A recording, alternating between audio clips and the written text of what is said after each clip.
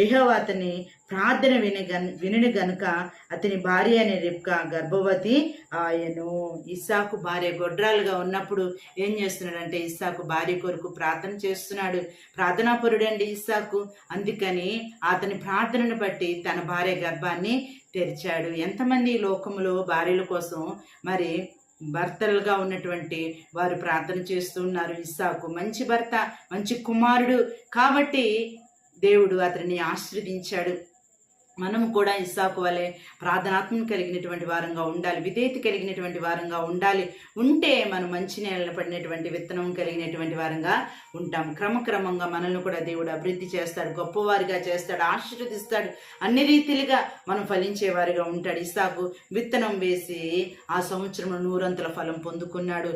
కారణం ప్రార్థనాపరుడు, భార్య కోసం ప్రార్థించాడు. దేవుని సన్నిధిలో అబ్రాహాం గారికి తండ్రి